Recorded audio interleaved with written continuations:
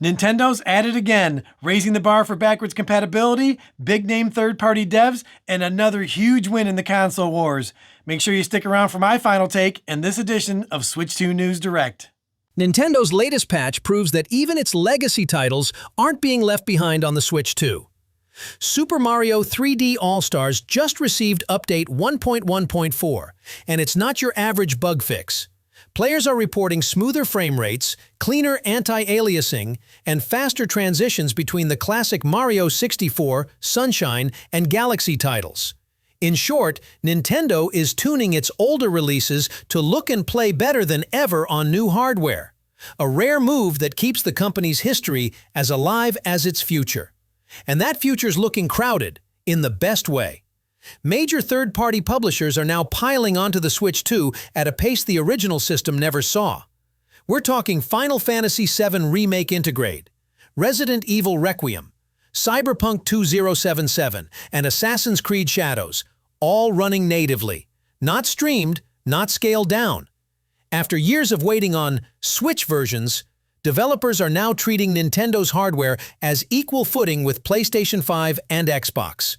For longtime fans, that's vindication. Proof the new console has earned a seat at the grown-ups table. Of course, not everything is smooth sailing. Two major releases just hit the brakes: Elden Ring, Tarnished Edition, and Borderlands 4. From Software confirmed the Elden Ring port has been delayed into mid-2026 to refine performance on the new chip, while Gearbox has pushed Borderlands 4 indefinitely, citing a need for more polish on the Switch 2 version. Both studios say development is continuing, but it's a reminder that early hardware adoption always comes with growing pains. Still, when the slow news of the day is that Elden Ring and Borderlands just need a little more time, it says something big. Every major studio now has Nintendo's next-gen system circled in red. And delays or not, that's the kind of attention fans have been begging for since 2017. So it looks like Nintendo is doing their due diligence to not only make sure that the entire Switch library plays on the Switch 2, but to make sure that it plays better on the Switch 2.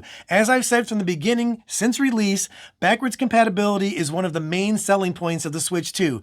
New adapters to the Switch ecosystem have a huge library to choose from the day of purchase. You don't have to sit around and wait for all these Switch 2 releases, even though I think Nintendo is doing a great job with new releases if you take into account third-party and first-party releases. But forget all that. We have backwards compatibility, and we have excellent backwards compatibility. So day one at purchase, you have thousands of games to choose from, physical and eShop. So that backwards compatibility, I almost want to say it's the #1 selling point, but there are so many selling points that I have a hard time choosing. So we'll just say it's at the top of the list of selling points. So kudos for Nintendo for not only making sure that these games play and that backwards compatibility is as close to 100% as it can get, but to make sure that these games play even better, specifically these top tier games. So let's move on to third-party support, because this is another thing I've been saying from day one. The Switch 2 is going to get third-party support, not only because it's a new console, but because it has the power to play these older games that the Switch couldn't play, and also the power to play zero-day releases such as Resident Evil 9. So most of these companies want to jump on the bandwagon because these companies want to make money. They want to sell their games to as many people as possible, but they also want to make sure that these games play well. They don't want to sell a crappy version of the game, which will give the game a bad name, which I think some games on the Switch actually did. But now that the Switch 2 has the power that it has, you're going to see zero-day releases that actually play well. And again, we're going to bring up Resident Evil 9 because that's the latest and greatest game that we're seeing that's like, oh my God, look how well this plays. Star Wars Outlaws was the first one, and that kind of hit us out of the blue. But Resident Evil is a little different. We're actually seeing gameplay footage filmed while people are playing the game in handheld mode, and it looks amazing for a handheld. I can't wait to see how well that game looks docked, and it just goes to show you what the Switch 2 can do.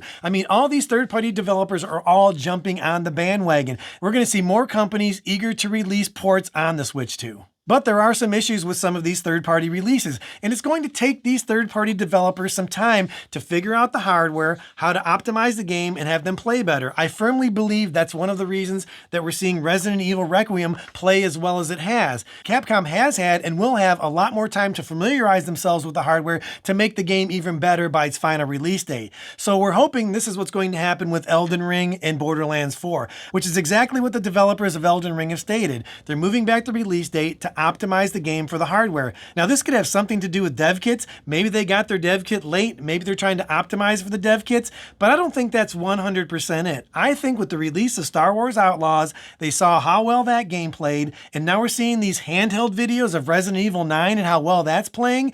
I think they just flat out don't want to get outdone by other developers, and I don't blame them. In Borderlands 4, that seems like a complete mess. With an indefinite delay and the way that situation's been handled, that to me just brings up the red flags that that game might end up being a dud. But who knows? Maybe they're doing the same thing that they're doing with Elden Ring. They're just taking that time to stop, optimize for the hardware, and release a quality title. But who knows? All I know is Nintendo has just won another huge battle in the console wars, and I'll see you in the next video. Peace.